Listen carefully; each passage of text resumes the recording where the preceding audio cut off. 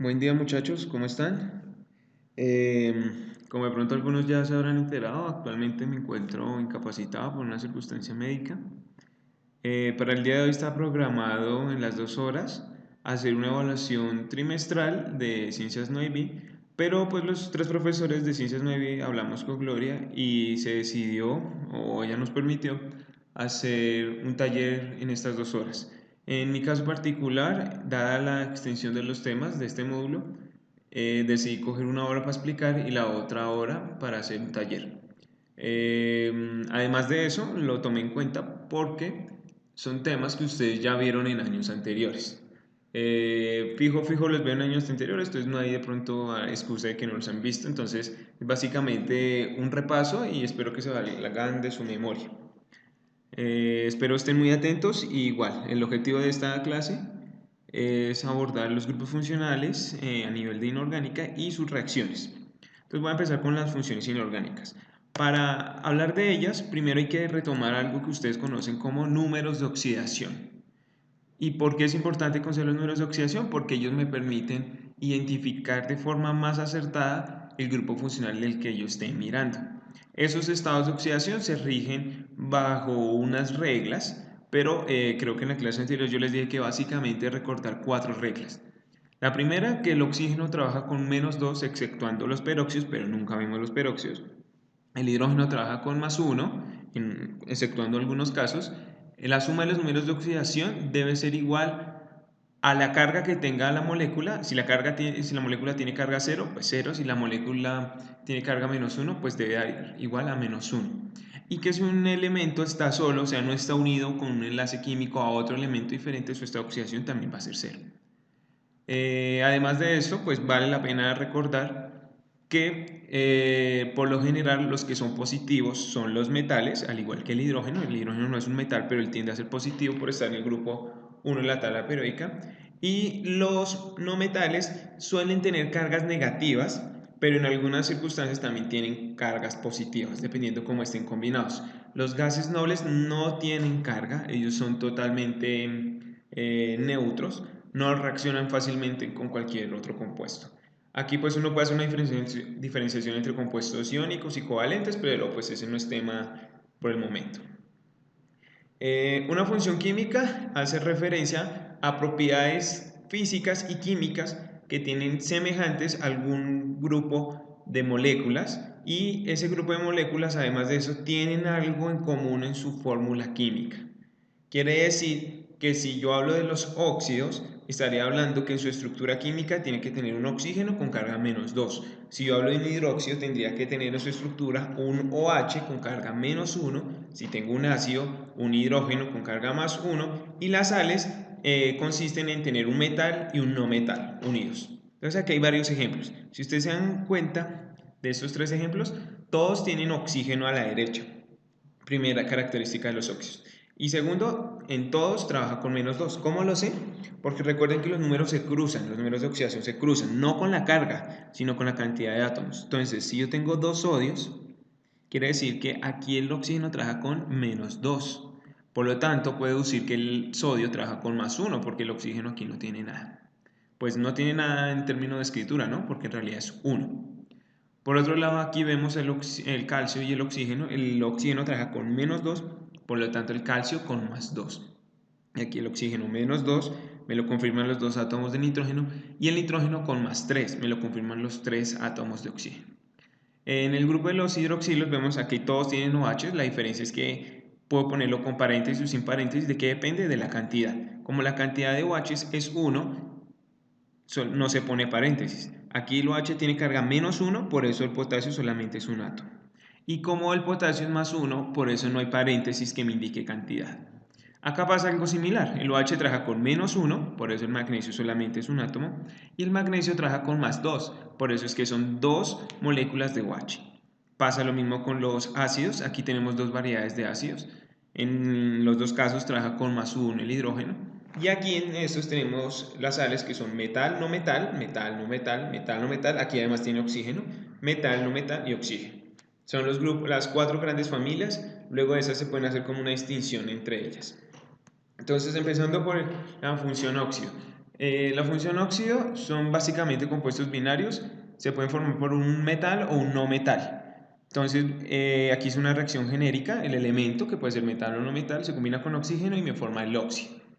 Los óxidos que se forman a partir de un metal se conocen como óxidos metálicos o óxidos básicos. Quiere decir que aquí yo puedo tener, por ejemplo, calcio y oxígeno y obtengo el óxido de calcio que acabamos de ver en este ejemplo. Además de eso, los óxidos pueden ser óxidos ácidos, que es cuando se combinan con un no metal. Entonces, si yo tengo un no metal y lo combino con oxígeno, obtengo el óxido ácido o también llamado anhídrido. En este caso, un ejemplo podría ser el azufre combinado con oxígeno para obtener el óxido de azufre. Otro ejemplo sería el que nosotros producimos normalmente como producto de la respiración, que es carbono más oxígeno forma el dióxido de carbono o el monóxido de carbono. La función hidróxido depende de la función del óxido básico o óxido metálico. Entonces, si yo tengo un óxido básico y lo combino con agua, puedo obtener un hidróxido. Esto es exclusivo, no va a ocurrir de otra forma. Si tengo un óxido básico y lo combino con agua, obtengo un hidróxido. Otra alternativa en el que no tendría un óxido básico, sino simplemente un metal que esté activo. Cuando hago referencia a un metal activo es que sea por lo general de los grupos de alcalinos o alcalinotérreos, y al combinarlo con agua él forma el hidróxido y además desprendería hidrógeno gaseoso. Importante tener presente que los hidróxidos con el papel tornasol tienden a volverse azules, y si están en presencia de fenolftaleína se vuelven también de color, se vuelve color fucsia. Otra función es la función ácido. La función ácido se divide en óxidos ácidos en ácidos oxácidos y ácidos hidrácidos. ¿Cuál es la gran diferencia? En que los oxácidos tienen oxígeno y los hidrácidos no tienen oxígeno, solamente es hidrógeno y el no metal. Al igual que en los hidróxidos, los ácidos oxácidos dependen del óxido ácido, o sea, de un no metal. Si yo tengo un óxido que tiene un no metal y lo combino con agua, obtengo el ácido oxáceo. En cambio, si no tengo un óxido ácido, sino tengo solamente el no metal y lo combino con hidrógeno gaseoso, obtendría el ácido hidrácido, que ya miramos ejemplos particulares. La función sal, como les decía, la principal característica es que se forma por un metal y un no metal. En algunos casos, esos metales y no metales pueden estar combinados con oxígeno. Y ahí es cuando yo hablo de las sales oxisales, como es este caso. Si tengo un ácido oxácido, o sea, un ácido que tiene hidrógeno, no metal y oxígeno, y lo combino con un hidróxido, obtendría una sal oxisal. Pero si tengo un ácido que no tiene oxígeno, o sea, un ácido hidrácido, y lo combino con hidróxido, obtendría una sal aloidea o una sal binaria. En ambos casos voy a obtener agua. Y estas reacciones también se consideran reacciones de neutralización, porque estoy cogiendo una sustancia que tiene un bajo pH con una sustancia que tiene un alto pH. Y cuando ellas dos se combinan, pues llegan a un punto neutro, que es el punto neutro del agua, que también se le llama neutralización cuando lo miramos desde una reacción química. Acá hay varios ejemplos. Entonces, por ejemplo, aquí la idea es mirar el grupo funcional al que pertenece. Entonces, si me dice óxido mercúrico, quiere decir que pertenece a la familia de los óxidos.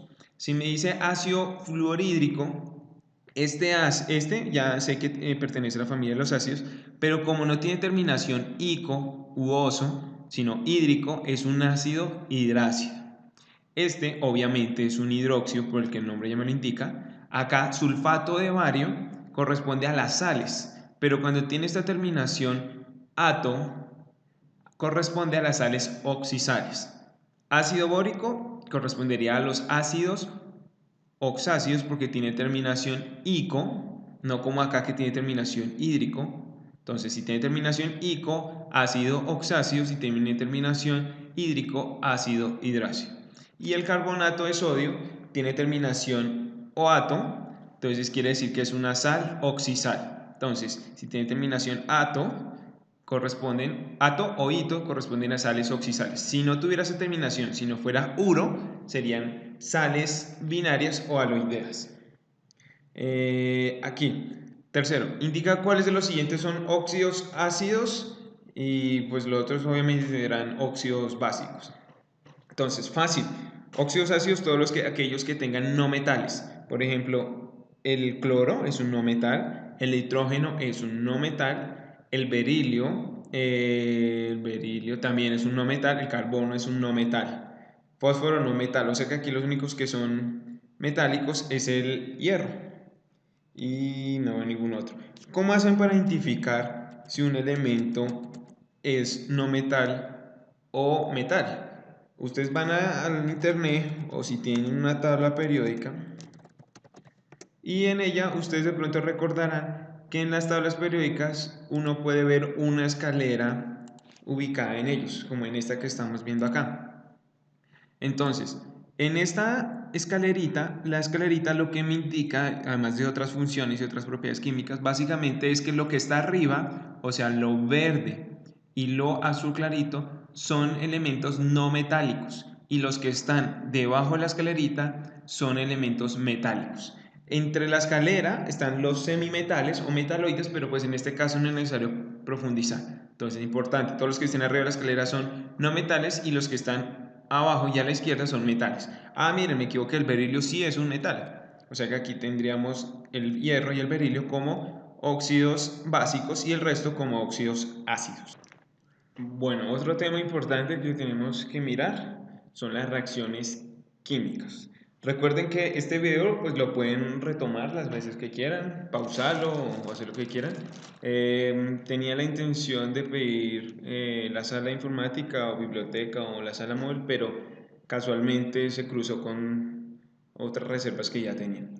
Bueno, entonces, en cuanto a reacciones químicas, es importante considerar que cuando yo hablo de reacciones químicas es aquel proceso en donde hay un cambio en la composición química de la materia.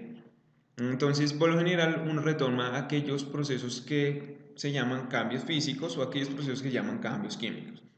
Entonces, en los cambios químicos, lo que ocurre es que la materia o las moléculas que forman parte de la materia o de una sustancia en específico se reorganizan, pero ellas siguen siendo las mismas. El ejemplo más puntual es cuando ustedes tienen agua, agua líquida y la ponen a hervir. El vapor que sale es agua en vapor, no es otra sustancia. No voy a decir que ese vapor es CO2. Caso contrario a cuando yo hago otro tipo de reacciones, que de pronto sí cambia ese humo. Aquí en la imagen ustedes pueden ver otros ejemplos de cambios físicos. Por ejemplo, cuando le dan a un balón, el balón puede formarse un poco por el golpe y ese cambio de forma no implica que cambie la naturaleza química de la sustancia, simplemente cambio de forma. Cuando la mantequilla se derrite también es un cambio físico porque simplemente la tengo en dos estados de la materia diferente. Y cuando una botella se rompe, pasa lo mismo. Cada fragmento del cristal siguen siendo lo mismo. Cambios químicos es cuando ya se cambia la composición química de la materia. Entonces lo que tengo al inicio no es lo mismo a lo que tengo al final. Un ejemplo bastante común es, por ejemplo, lo que ocurre en el proceso de respiración que nosotros hacemos. Nosotros respiramos oxígeno y exhalamos CO2, sustancias totalmente diferentes. Otros ejemplos es como cuando están en una fogata o están quemando algo, la leña o la madera o el compuesto orgánico que uno esté quemando produce un humo que no tiene la misma composición química de lo que era inicialmente la madera, sino es diferente. Otro ejemplo es, por ejemplo, cuando hay piezas metálicas y ellas empiezan a adquirir un color morado, café, marrón, es porque está ocurriendo un proceso de oxidación y en este caso también ha cambiado la composición química. Y otro ejemplo es la fotosíntesis que hacen las plantas, que básicamente ellas cogen CO2 y lo transforman en oxígeno. Hay muchas otras sustancias, muchas reacciones que uno podría mirar, pero particularmente recuerden que vamos a tratar reacciones químicas, o sea, cambios químicos, cuando una sustancia inicial se vuelve otra en términos químicos, cambia su composición. Entonces las reacciones químicas, pues hay que tener presentes varias cosas. Y es, por ejemplo, que yo la puedo representar en diferentes formas. Y la más habitual es por medio de una reacción química.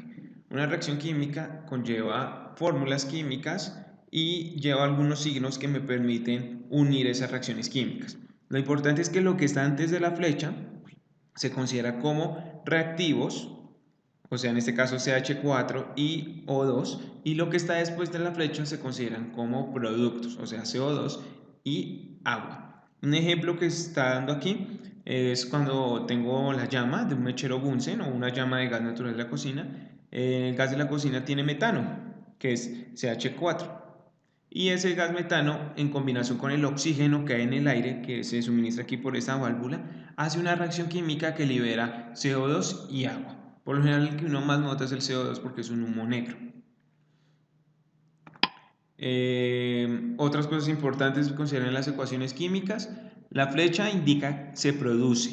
Como ya les dije, los dos sustancias que están al principio son reactivos y las dos finales son, o una sola, productos.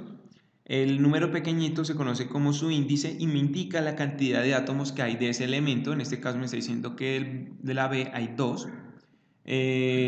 Además de eso tenemos los coeficientes estequiométricos que ustedes ya los conocen muy bien porque se obtienen por el balanceo de la reacción química y en algunas condiciones, en algunas reacciones se ponen las condiciones de reacción que van sobre la flecha. Entonces, esto es otro ejemplo común de una reacción química, de pronto alguna vez lo han visto.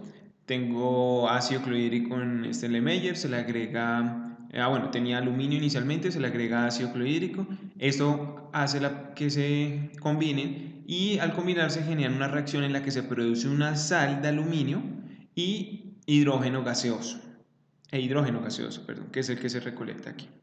Entonces, fíjense que las sustancias químicamente se ven diferentes tanto al inicio como al final y pues en fórmula química pasa lo mismo. Entonces, hay varios tipos de reacciones químicas. La principal y la más conocida son las reacciones de síntesis o combinación. Entonces, como su palabra lo indica, es cuando se unen dos sustancias para formar solamente una. En este caso tengo varios ejemplos. En el primero tengo nitrógeno gaseoso, al combinarlo con hidrógeno obtengo amoníaco, NH3, una reacción de combinación. Otro ejemplo, azufre con hierro, obtengo el sulfuro de hierro. Esta es una sal binaria o sal aloidea. No mentira, esta no es sal aloidea, esta es una sal binaria. Este es un haluro, pues, pero eso no lo tenemos que profundizar. Luego aquí tengo otro caso. Calcio con oxígeno, obtengo el óxido de calcio, un óxido básico.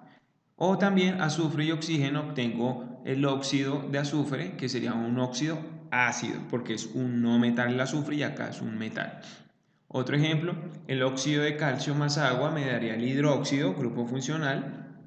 El óxido ácido de azufre más agua me daría el ácido oxácido. Recuerden que ácido es porque tienen hidrógeno y en este caso, como además de eso tiene oxígeno, pues ácido oxácido. Y aquí en esta parte tenemos el óxido metálico más un óxido ácido para obtener una sal oxisal, que esos serían varios ejemplos en las que obtenemos reacciones de síntesis. Luego, bueno, eso lo puedo pasar, que es lo mismo básicamente. Luego tenemos reacciones de descomposición. Las reacciones de descomposición es el inverso de las reacciones de síntesis. Y lo que ocurre es que desde una sustancia o desde un compuesto se generan dos nuevas sustancias. En este caso tenemos una sal oxisal, porque es metal, no metal y oxígeno. Y cuando esta sal está en presencia de calor se descompone en una sal binaria y oxígeno gaseoso. Sal binaria porque solamente tiene metal y no metal. Otro tipo de reacciones son las reacciones de desplazamiento o sustitución simple. En ellas, una sustancia, un elemento presente en un compuesto intercambia el lugar con otro. Entonces, por ejemplo, acá tenemos zinc y un ácido oxácido. ¿Por qué ácido oxácido? Porque es hidrógeno, no metal, y el oxígeno. Entonces, ¿qué es lo que pasa? El zinc coge el lugar del hidrógeno. Y al coger el lugar del hidrógeno, el hidrógeno queda por fuera solito, que es lo que vemos acá, formando una sal oxisal e hidrógeno gaseoso. Entonces, esta sal es una sal oxisal porque tiene metal, no metal y oxígeno. Si no tuviera el oxígeno, sería sal binaria. Aquí pasa, es un ejemplo muy similar al anterior, pero en este cambian dos metales de posición. El zinc coge la posición del cobre y el cobre queda por fuera, formándome la misma sal de arriba y cobre puro. Por último tenemos las reacciones de doble sustitución o doble desplazamiento. Básicamente es como un avance más a las reacciones de desplazamiento simple, y en ella lo que se hace es que intercambian dos elementos de posición o dos moléculas dependiendo como yo lo esté mirando. Entonces, aquí por ejemplo tenemos una sal oxisal, porque es una sal oxisal, metal, no metal y oxígeno. Y aquí tenemos una sal binaria, porque solamente es metal y un no metal. ¿Qué es lo que pasa aquí? La plata cambia el lugar con el sodio, coge el lugar del sodio, y el sodio coge el lugar de la plata, por eso se llama doble desplazamiento. Entonces, cuando la plata coge el lugar del sodio, queda el cloruro de plata, que es una sal binaria, metal, no metal, y el sodio coge el lugar de la plata formando también una sal oxisal, metal, no metal y oxígeno. Otro ejemplo, tenemos una sal oxisal, ¿por qué? Metal, no metal y oxígeno, y metal con un OH, o sea, una función hidróxido.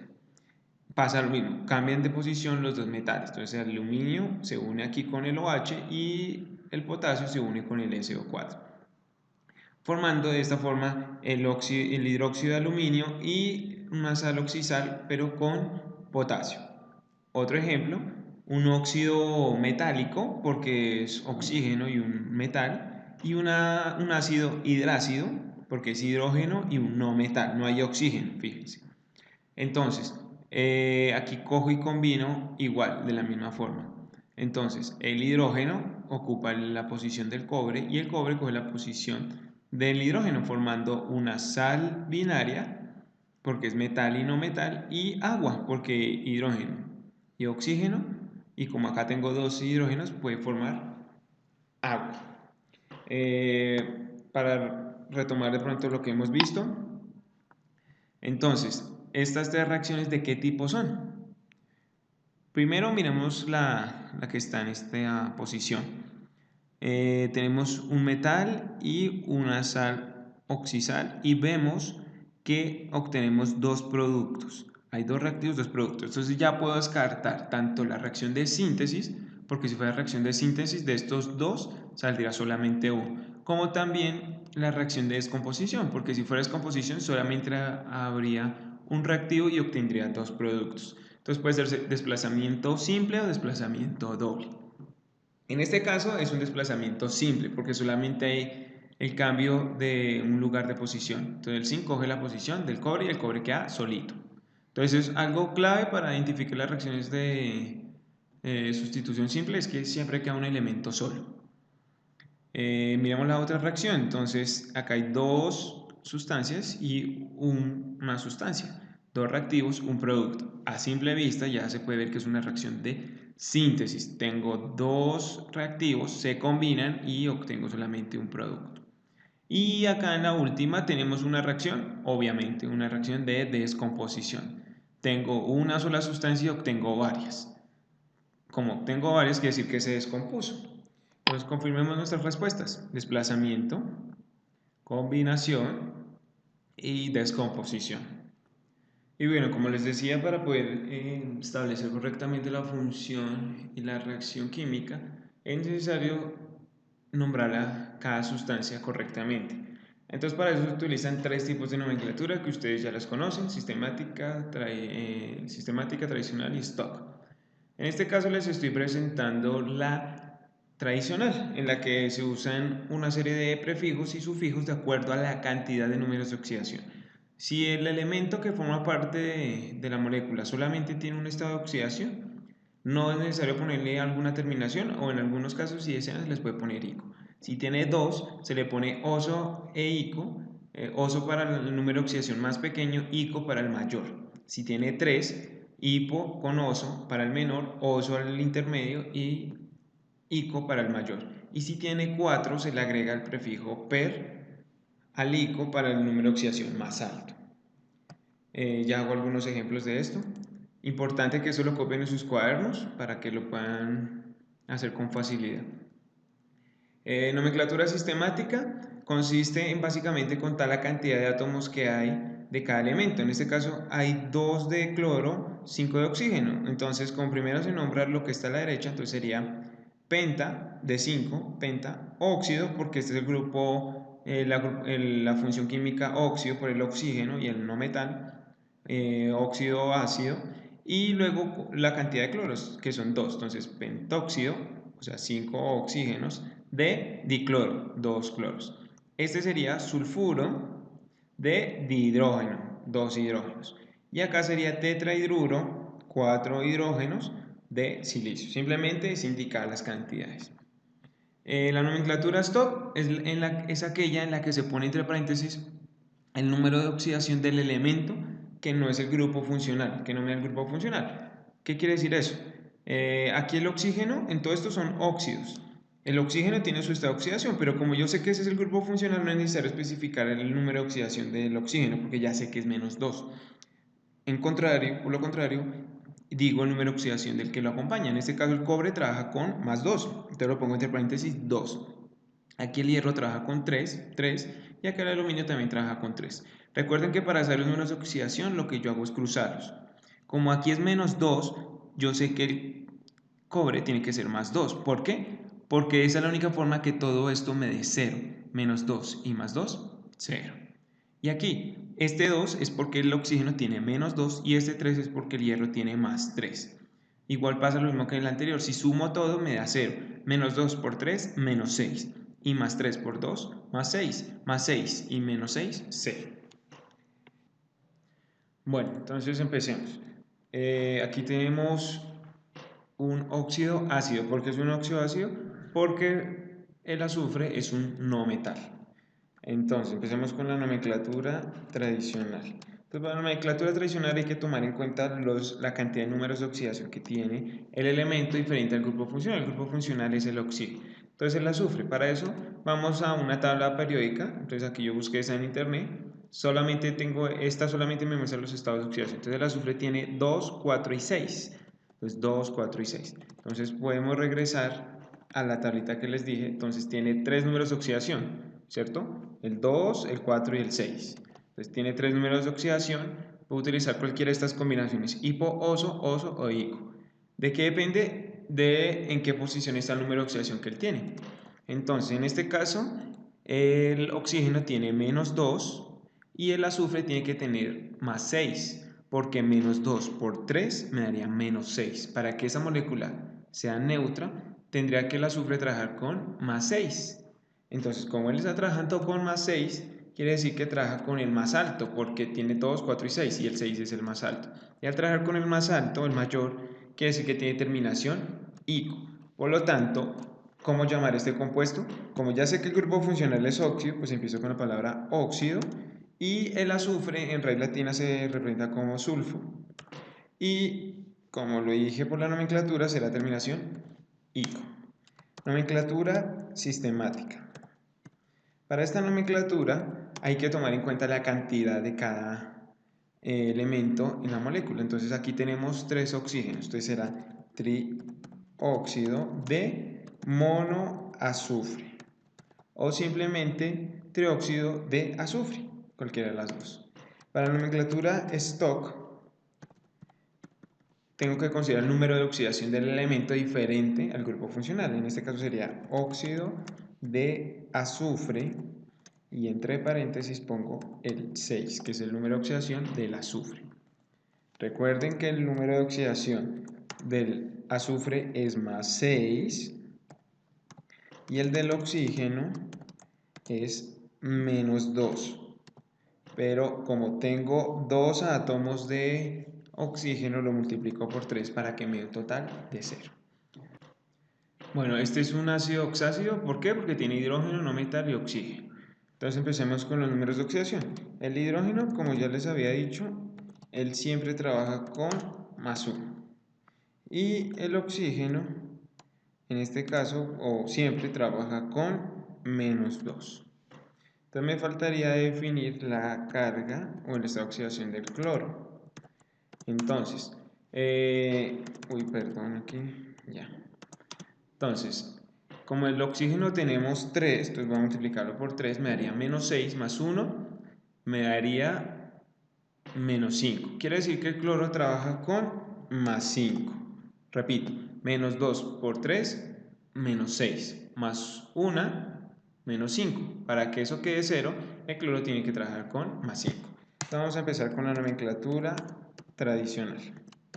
Para la nomenclatura tradicional tengo que considerar la cantidad de estados de oxidación que tiene este elemento, que es el diferente. Nunca miramos el hidrógeno ni el oxígeno. Entonces vamos a la tablita de números de oxidación y el cloro tiene 4 números de oxidación, más 1, más 3, más 5 y más 7. En este caso está trabajando con el segundo mayor, el mayor es el 7, trabaja con el que sigue después del mayor. Entonces, quiere decir que como tenemos 4 números de oxidación y tenemos el intermedio mayor, vamos a poner solamente la terminación ico. Si hubiera sido el mayor mayor, le ponemos per y terminación ico. Entonces, en este caso, como es un ácido, entonces, como ya identifiqué el grupo funcional, entonces empiezo con la palabra ácido, el elemento que es el diferente, que es cloro, y en este caso, como ya lo definimos por el estado de oxidación de cloro, va a tener la terminación ico. Entonces, ácido clórico. Nomenclatura sistemática. Entonces, en este caso de compuestos no es necesario nombrar la nomenclatura sistemática, al igual que la nomenclatura stock. Por lo general, estas dos solamente se nombran para los óxidos y para los hidróxidos. Para esto no es necesario, simplemente es saberse la nomenclatura tradicional. ¿Por qué? Porque la stock y la sistemática es un poquitico más enredada y implica un mayor grado de comprensión del tema. Entonces ahora vayamos a esta. Este es un ácido hidrácido. ¿Por qué? Porque solamente tiene hidrógeno y el no metal. Estados de oxidación. Entonces el hidrógeno en este caso trabaja con más 1, porque pues ya lo sabemos previamente. Y el azufre, fácil. En este caso, como el hidrógeno trabaja con más 1 y tiene 2 átomos, quiere decir que nos daría en total más 2. Para que eso me dé 0, el azufre tendrá que trabajar con menos 2. En este caso, no es necesario mirar la tabla periódica ni la cantidad de números de oxidación, porque para la nomenclatura tradicional solamente se utiliza un prefijo y punto, un sufijo, perdón, para este tipo de grupos funcionales. Entonces empiezo con la palabra del grupo funcional que es ácido, y como es un ácido hidrácido, yo simplemente le pongo la terminación hídrico. En este caso es sulfuro, entonces le pondré sulf y la terminación hídrico. Por lo tanto, se va a llamar ácido sulfídrico. Otra forma de nombrarlo es nombrarlo como si fuera una sal, que sería sulfuro de hidrógeno. Listo, entonces para terminar, en este caso el oxígeno, como ya lo sabemos, trabaja con menos 2. ¿Y cuántos tenemos? 4 por 3, 12 oxígenos, entonces 12. Eso me daría un total de menos 24. Luego, ¿qué otro número de oxidación podemos deducir? El del hierro, porque por eso es lo que yo les decía que se cruzaba. SO4 trabaja con menos 2. Y en este caso, el hierro trabaja con más 3, por este 3 que está fuera del paréntesis. Se cruzan, acuérdense que se cruzan. Entonces quiere decir que el hierro, en este caso, trabaja con más 3. Pero como tenemos 2 átomos, quiere decir que en total tenemos 6 cargas positivas. Y 24 menos 6 me daría 18. Y 18 dividido en 3, miran por qué dividido en 3. Pues porque ¿cuántos azufres hay? 3. Entonces tengo que dividir esos 18 cargas en 3. Entonces yo digo que 18 dividido en 3 me da igual a 6. Obviamente positivo, porque si no, no puedo contrarrestar esas cargas negativas. Y más 6 por 3, pues me va a dar los 18 que me hacían falta. Y ahí tendría los números de oxidación.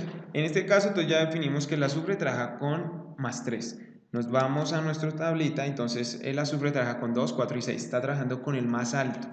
Entonces, como está trabajando con el más alto, la nomenclatura tradicional sería, en este caso, se le pone la terminación sulfato de hierro o sulfato férrico.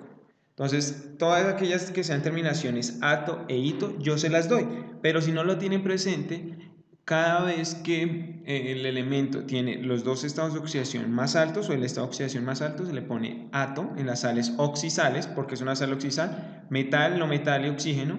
y ya luego el resto es normal. El hierro trabaja con dos estados de oxidación. Entonces el hierro está acá, 2 y 3, está trabajando con el más alto. Y cuando trabaja con el más alto, cuando tiene dos números de oxidación, se le pone la terminación ico por ser mayor. Por eso fue que le puse férrico. Y nomenclatura sistemática, pues en este caso tampoco aplica, al igual que la nomenclatura stock, que tampoco se suele utilizar. Bueno, para este último, pues hacemos lo mismo. Entonces el oxígeno, como ya lo habíamos dicho, trabaja con -2. En este caso tenemos 5 oxígenos para un total de -2 por 5, 10. -10. Listo. Tenemos el hidrógeno que trabaja con +1 y en este caso pues tenemos 5 para un total de +5 y nos faltaría el de niobio y el niobio en este caso pues como es lógico, acuérdense que el OH, como este es un grupo funcional hidroxilo porque tiene el OH, entonces el OH es -1, lo cual lo confirmo aquí con la cantidad de NB porque aquí solamente 1 se cruza -1, entonces el NB tiene carga +5, se cruza. Entonces, +5. Y si miran, confirmo que la total de las cargas me dé 0. Nomenclatura. Para este sí puedo sacar la nomenclatura tradicional, sistemática y esto, como se lo dije anteriormente. Entonces, para la nomenclatura tradicional, voy y miro la cantidad de números de oxidación. El niobio tiene 4 estados de oxidación y en este caso estamos trabajando con el más grande, que es el +5. Entonces, volvemos a esta tablita. Entonces, 4 números de oxidación, número de oxidación mayor, entonces per y terminación ico. Entonces, como es un hidróxido, empiezo con la palabra hidróxido y como tiene de esta oxidación 5, que es el más alto, le voy a poner niobico, terminación ico. Esta suena algo extraño, pero es más que todo por el nombre del elemento, que es niobio. Entonces, por eso es que suena algo extraño.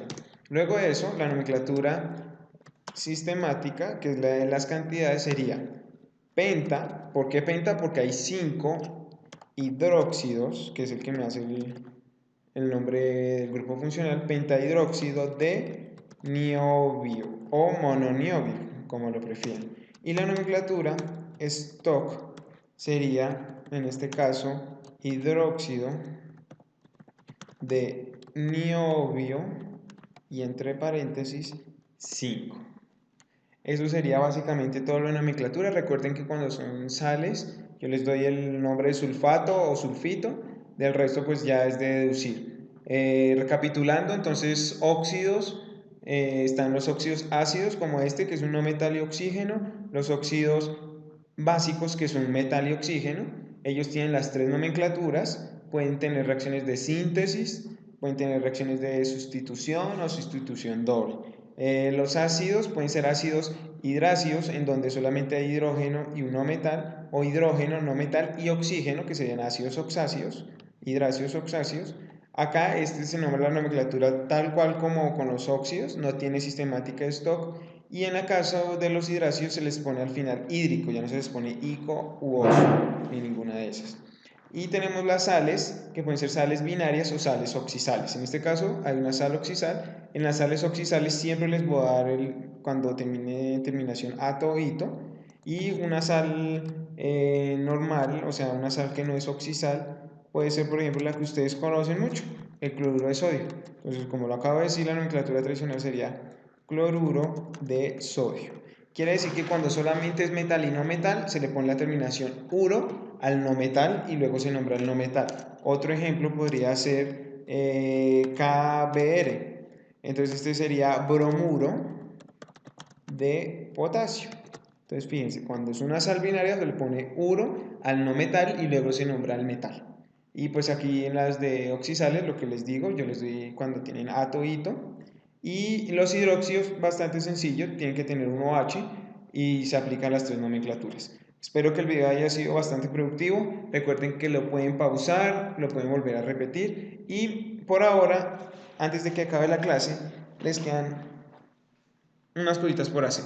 Tienen que escribir en sus hojas o en su cuaderno donde estén llevando los apuntes de NoIB los principales conceptos que acabamos de ver. Óxidos, ácidos, óxidos básicos, hidróxidos, ácidos hidráceos, ácidos oxáceos, sales binarias, sales oxisales, reacciones de síntesis, de descomposición, de sustitución simple, doble sustitución y el cuadrito de la nomenclatura tradicional. El profesor que esté cuidándolos va a afirmar, antes de que se acabe la hora de la clase, que esté esas 12 cosas en sus cuadernos o en sus apuntes. ¿Por qué necesito que esté eso? Porque en la siguiente hora van a hacer una actividad en donde requieren de sus apuntes. Pueden utilizarlos, pero si no los tienen, pues obviamente no van a poder hacerlo eficazmente.